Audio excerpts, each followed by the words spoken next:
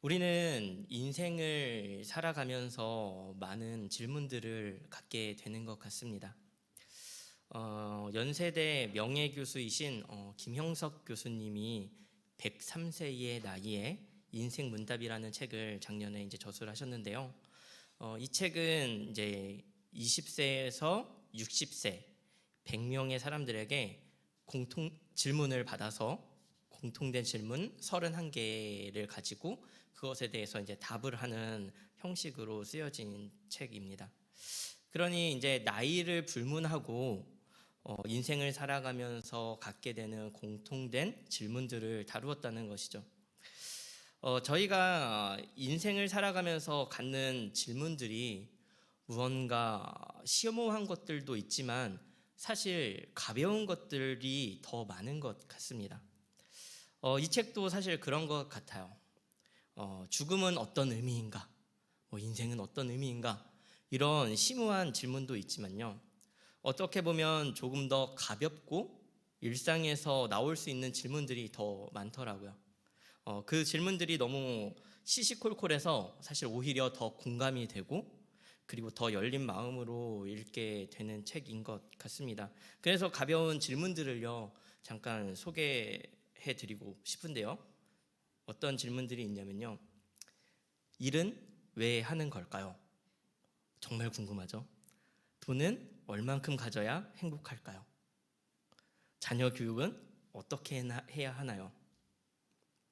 노년에 재혼하는 것이 맞을까요? 왜 책을 읽어야 하나요? 이제 103세가 되셨으니까 건강의 비결이 궁금해요. 이런 들어보니 어떤가요? 막 여러 사람들에게 있어서 정말 인생의 질문들을 모아봤는데 그 질문들이 사실은 생각보다 가벼운 질문들이 많은 것 같아요. 궁금하죠? 사실 그렇습니다. 우리가 살아가면서 많은 질문들을 가지고 살아가는데 사실 가벼운 질문들도 무척이나 많습니다. 하지만 그 질문의 무게가 가볍다 하여서 답을 알 수 없는 질문들, 아무리 가볍다 하여도 우리가 답을 알 수 없는 질문들이 많이 있죠. 자녀 교육은 어떻게 해야 하나요? 어떻게 해야 합니까? 명확한 답을 가지고 계신가요? 누구나 관심이 있지만 답을 알 길이 없죠. 나름의 주관도 있고 그렇지만은 확신할 수 없죠. 마치 미래를 알 수 없듯이 우리는 확신할 수가 없습니다. 돈을 얼만큼 가져야 우리가 행복할 수 있는 걸까요? 나름의 대답을 할 수 있겠죠. 제 생각에는 하면서 말은 할 수 있겠지만 하지만 정말 정답이 무엇일까요? 가져도 채워지지 않는 늘 부족하다고 느끼는 현실을 맞닥뜨릴 때 우리는 우리가 가진 답이 진실이 아니라는 사실을 깨닫게 될 것입니다. 우리는 인생을 살아가며 어떤 질문들을 가지고 있습니까? 가볍고 시시콜콜한 이야기에서부터 진중한 이야기까지 오늘 그 인생의 질문들을 돌아보는 시간들이 되기를 간절히 소망합니다. 오늘 본문에서는 예수님께서 유대를 떠나 갈릴리로 가시는 모습을 보여주십니다. 그런데 예수님의 행보가 조금 독특합니다. 일반적으로는 유대를 떠나서 갈릴리로 가실 때에는 사마리아를 통해 가는 길이 빠른 길임에도 불구하고 일반적인 유대인들은 사마리아를 가로질러 가지 않습니다. 그 이유는 우리가 잘 알고 있듯이 유대 사람들은 사마리아 사람들을 부정하다, 더럽다 이렇게 인식을 가지고 있었기 때문이죠. 그러나 예수님은 4절에서 이렇게 말씀을 하십니다. 사마리아를 통과하여야 하겠는지라. 예수님은 사마리아를 통과하여 가는 것에 대해서 특별한 거부감이 없으셨던 것 같아요. 그러니까 원어적으로 보면은 여기서 동사가 미완료 시제를 쓰였는데요. 그러니까 항상 반복하거나 계속했던 동작들을 가리킬 때 쓰이는 시제가 쓰였습니다. 그러니까 예수님께서는 예루살렘에서 갈릴리로 가실 때 사마리아를 지나쳐 가실 때도 있고 안 지나쳐 가실 때도 있었겠지만 사마리아를 지나쳐 가는 것이 아무렇지도 않았다는 거예요. 예수님은 사람을 외모로 취하지 않으셨고 사람에 대한 어떠한 편견도 가지고 계시지 않았습니다. 사실 예수님께서 이 사마리아 여인과 만나는 이 만남이요, 누군가의 눈에 보기에는 굉장히 특별한 일일 겁니다. 엄청난 일일 거예요. 특히 율법을 중시하는 유대인들에게 있어서는 사실 있을 수가 없는 일이 벌어진 거죠. 어떻게 예수님께서 사마리아 여인과 만나실까? 어떻게 사마리아 여인과 이야기를 하시지? 어떻게 예수님께서 사마리아 여인을 구원하실 수가 있지? 어쩌면 우리도 같은 시각으로 이 사건을 바라보고 있는지도 모릅니다. 와, 정말 예수님은 대단하신 분이야. 그러나 예수님의 입장에서 생각해 보면요, 사실 이상한 일이 아닙니다. 예수님의 입장에서는 한 영혼을 바라보시는 것이 엄청나게 특별한 일이 아니시죠. 예수님의 입장에서 생각해 보면요, 예수님의 눈에는요, 다 죄인인 겁니다. 유대 사람이나 사마리아인이나 다 죄인이죠. 모두 다 소중한 잃어버린 양이고, 모두 소중한 한 영혼이었습니다. 사마리아 여인조차도 소중한 한 영혼이었고, 예수님께서는 사마리아로 들어가시는 것, 사마리아 여인을 만나시는 것, 그를 구원하시는 그 모든 것이요, 유대인을 만나는 일과 크게 다르지 않은 일이었어요. 저는요, 우리의 삶 속에서요, 예수님의 존재가 어쩌다가 만날 수 있는 특별한 분이 아니기를 소망합니다. 예수님의 입장에서 우리를 만나주시는 것은 사실 당연한 거예요. 그 사실을 기억했으면 좋겠습니다. 예수님은 멀리 계신 특별한 누군가가 아니에요. 우리의 삶에 다가와 오늘도 문을 두드리시고, 그리고 우리의 마음을 감싸 안으시면서 인생에 주어진 문제와 고비고비 길을 잃지 않도록 우리를 옆에서 붙들어 주시는 분이시라는 사실입니다. 시덥잖은 시시콜콜한 질문조차도 그것에 귀를 기울이시는 분이 예수님이시라는 거예요. 물론 예수님과의 만남은 우리의 인생에 있어서 가장 특별한 일일 것입니다. 그러나 소유할 수 없는 특별함이 아니라는 것이죠. 항상 우리 곁에 있는 특별함, 그래서 더없이 신비로운 그것이 우리의 삶에 찾아오신 예수님이라는 사실을 기억하기를 소망합니다. 오늘의 본문은 예수님께서 우물가에서 사마리아 여인과 만나신 사건을 보여주고 있습니다. 요한복음 4장의 핵심은 예수님과 사마리아 여인이 만나게 된 상황보다 그 대화의 내용에 집중하고 있는 것을 볼 수 있는데요. 요한복음 4장 5절부터 8절의 내용은 사실 이렇습니다. 예수님께서 수가라는 동네에 들어가셨고, 마침 그곳에 야곱의 우물이 있었고, 피곤하셔서 우물 곁에 앉으셨어요. 시간은 6시쯤이었는데 먹을 것이 필요해서 제자들은 먹을 것을 사러 갔고, 아무도 없는 그때에 마침 사마리아 여인이 왔습니다. 그리고 예수님은 말씀하셨습니다. 그 말조차 특별한 말은 아니었어요. 물 좀 다오. 예수님께서 유대인이라는 사실만 제외한다면 아무것도 이상하지 않은 아주 자연스러운 행동이었습니다. 그리고 예수님은 일반 유대인과는 다르게 편견이 없으신 분이다라는 사실을 우리가 기억해 본다면 사마리아 여인에게는 굉장히 특별한 상황이었겠지만 예수님의 행동은 어떠한 특별함을 담고 있지는 않습니다. 오히려 성경은 두 사람의 대화에 집중을 하고 있는 것 같아요. 저는 오늘 예수님과 사마리아 여인과의 대화를 통해서요, 두 가지를 함께 나누고 싶은데요.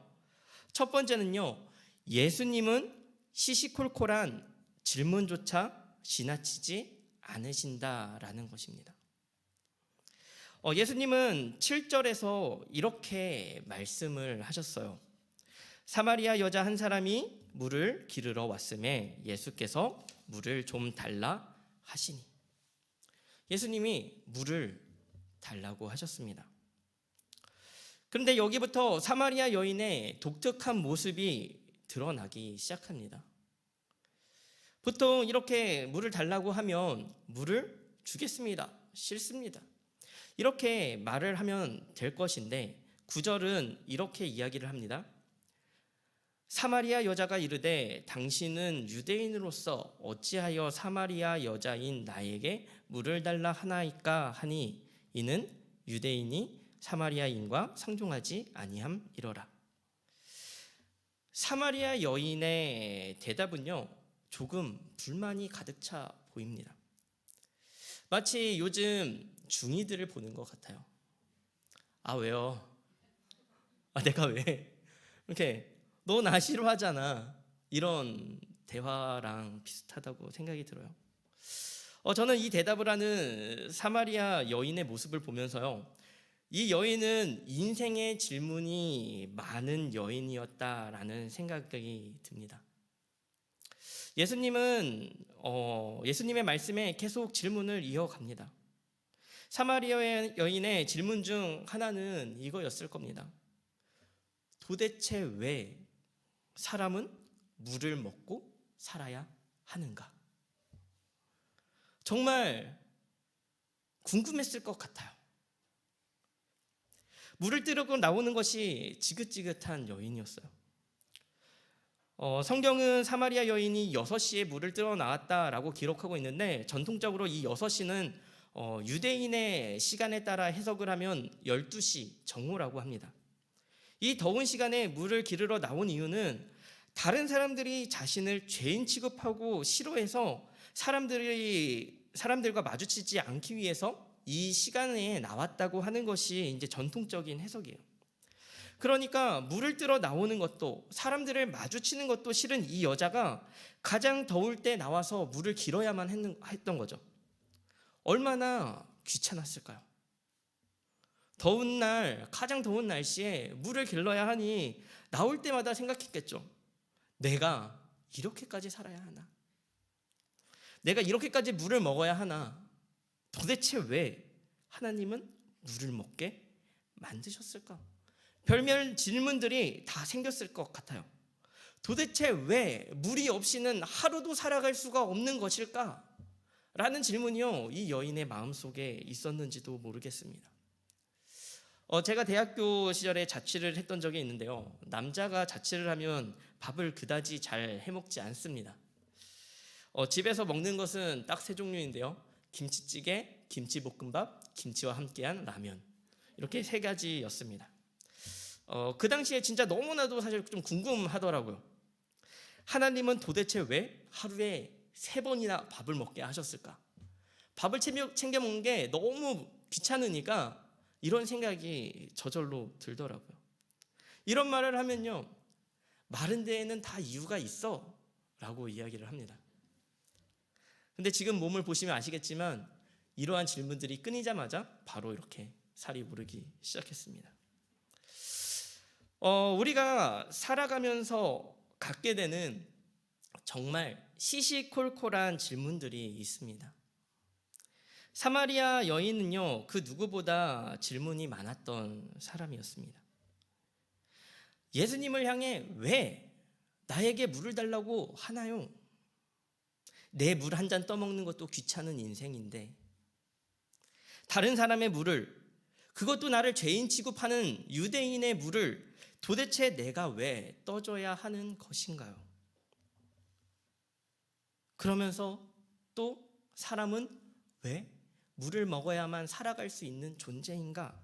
라고 하는 인생의 갈급한 질문들이 있었던 것입니다. 그러나 예수님은 이 작은 질문에 외면을 하지 않습니다. 예수님은 그 말도 안 되는 질문을 통해 영원한 샘물에 대한 소망을 불러일으켜 주십니다. 15절에 이렇게 말을 하죠. 주여, 여자는 이렇게 말을 합니다. 주여, 그런 물을 내게 주사 목마르지도 않고 또 여기 물길러 나오지 않게 하옵소서. 여인에게 이 영원한 샘물에 대한 소망을 그 작은 질문을 통하여 갖게 만드신 거예요. 이 여인은 단순히 가벼운 질문만 가지고 살던 여인은 아니었습니다. 우리가 흔히 인생에서 결혼이라 함은 가장 큰 과제라 할 수 있는데 사마리아 여인에게 결혼에 대한 질문도 많았던 것 같습니다. 예수님은 사마리아 여인에게 말씀하셨습니다. 너의 남편을 불러오라. 사마리아 여인은 대답할 수가 없었습니다. 왜냐하면 많은 사람과 결혼했었기 때문이에요. 이것도 전통적인 해석에 따르면 사마리아 여인이 남편을 여럿 가진 문제를요, 이 여인의 죄의 문제로 연결을 시킵니다. 왜냐하면 남편이 5이었다라는 말이요, 사실 사별로서는 해석하기가 좀 불가능한 숫자이기 때문일 거예요. 그런데 저는 사마리아 여인의 죄의 문제를 판단하기 이전에 그녀가 가졌을 법한 인생의 질문이 떠오르더라고요. 내 남편은 누구인가? 누가 하나님께서 나에게 허락하신 진짜 짝이지? 이러한 질문을요, 끊임없이 고민하면서 살았던 사람이 아닐까라고 생각이 들어요. 사마리아 여인이 남편을 여러 번 바꿨던 그 이유는 그 사람이 내 진짜 남편이 아니라는 생각 때문이었을 거예요. 나는 남편이 없나이다. 사마리아 여인이 남편을 찾기 위해 많은 질문과 노력을 해보았지만 찾을 수 없었다는 것이죠. 마음속에 진짜 남편은 한 사람도 없다는 것입니다. 대부분 결혼을 하고 결혼 초기에 이제 씌었던 콩깍지가 떨어지면요, 이제 가정은 전쟁터로 변합니다. 이 사람이 내가 결혼한 사람이 맞나? 이 사람이 하나님께서 나에게 정말 짝지어 주신 짝은 맞나? 혹시 내가 나의 욕망에 사로잡혀 하나님의 뜻을 저버린 것은 아닌가? 저도 진짜 기도를 많이 했던 것 같습니다. 저는 아직 보지는 못했지만 결혼지옥이라는 프로그램이 있대요. 그렇게 사랑했던 남편, 사랑했던 아내가 남보다 못한 사이가 된 것을 어떻게든 이제 해결해 보려고 하는 그런 솔루션 프로그램이라고 하는데요. 쉽지 않죠. 사실 돌아보면요, 사마리아 여인이 가졌던 질문은 우리의 삶의 질문과 사실 별반 다르지 않은 것 같습니다. 살면서 갖는 시시콜콜한 질문부터요, 가정에 대한 질문까지 답이 없는 우리를 억누르는 가볍지만 결코 가볍지 않은 문제들이요, 그리고 그러한 질문들이요, 우리의 인생 안에는 가득하다는 거예요. 보면은 하나님은요, 우리의 인생에 수많은 질문거리들을요, 일부러 남겨두시는 것 같아요. 그만큼 너무나 많습니다.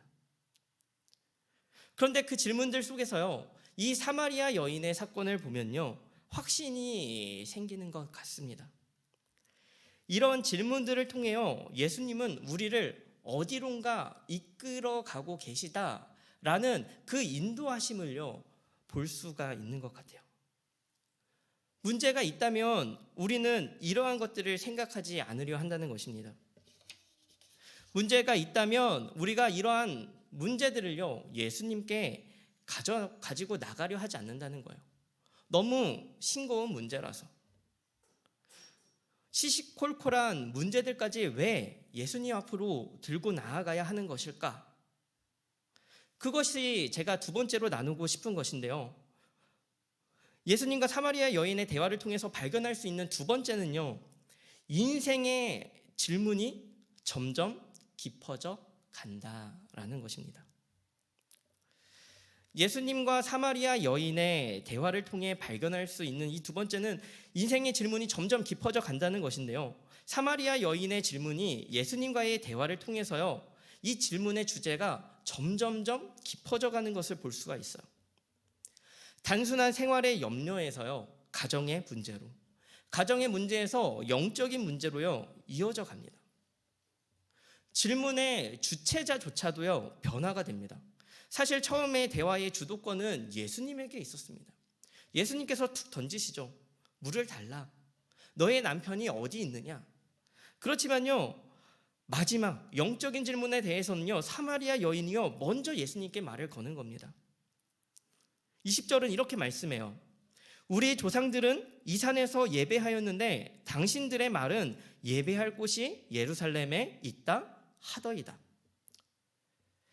하나님은 어디에서 드리는 예배를 받으시는지, 도대체 구원이라는 것이 어느 곳에 있는 것인지, 그 영혼의 질문까지 이어지는 것을 볼 수가 있는 것이죠. 25절에서 26절은 이렇게 말씀합니다. 여자가 이르되 메시야 곧 그리스도라 하는 이가 오실 줄을 내가 아노니 그가 오시면 모든 것을 우리에게 알려주시리이다. 예수께서 이르시되 내게 말하는 내가 그라 하시니라. 우리는 삶의 수많은 질문들을 예수님 앞으로 들고 나아가야 합니다. 왜냐하면 우리의 삶이 예수님으로 인하여 더 깊어지고 진해질 것이기 때문이에요.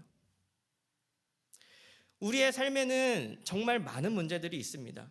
그것이 거창한 것만이 있는 것이 아니라 우리가 심각한 그런 큰 것들만 있는 것이 아니라 아주 시시콜콜한 것까지 있다는 거예요. 그런데 우리는 큰 것, 하나님 아니고서는 해결하지 못할 것, 그런 것들만 들고 하나님께 나아가는 그러한 잘못된 행동들이 우리에게는 있다는 것입니다. 그러나 오늘의 본문이 우리에게 말해주고 있는 것은 예수님께서 사마리아 여인을 만나주심은 아주 특별한 사건이 아니라는 거죠. 예수님의 입장에서는 당연한 만남이라는 거예요. 헛되고 헛된 것을 구해도 괜찮습니다. 예수님께 나아가야 한다는 거예요. 우리가 찾은 해답이 아니라 예수님께서 우리에게 우리의 질문을 더 깊게 만들어 가실 것이에요. 작은 질문들을 통하여서 예수님을 만나게 될 것이라는 것을 분명하게 보여주고 있는 것입니다. 사실 우리는 경험하지 않나요? 나의 문제로, 어떤 무언가의 문제로 하나님께 나아가지만 어느덧 나의 문제가 사라지고 하나님의 뜻을 구하는 그러한 기도들로 바뀌는 그러한 경험들 있지 않으신가요? 나의 문제가 하나님의 나라와 열방을 위하여 기도가 되어지는 그러한 주제가 바뀌고 인생의 문제가 하나님의 문제로 바뀌어지는, 작은 문제에서 시작했지만 점점 깊어져 가는 그 기도를 경험해 보시지 않으셨나요? 그것은 특별한 일이 아닙니다. 하나님은 우리의 눈앞에 있는 문제를 작다 외면하지 않으시고 그것을 들어서 거대한 하나님의 꿈으로 변화시키실 것입니다. 하나님의 큰 일을 이루시도록 우리의 시선을 더 깊게 만들어 가실 거예요. 주님을 향하여 나의 질문을 말해야 합니다. 나의 시시콜콜한 것까지 놓지 않으시고 외면하지 않으시는 예수님 앞으로 나아가야 하는 겁니다. 그렇게 나아갑시다. 그럴 때 특별함이 평범한 일상에 깃드는 그 신비로움을 경험할 줄 믿습니다. 그 신비로운 삶 가운데로 들어가 경험하시는 모든 성도님들이 되시기를 간절히 소망합니다.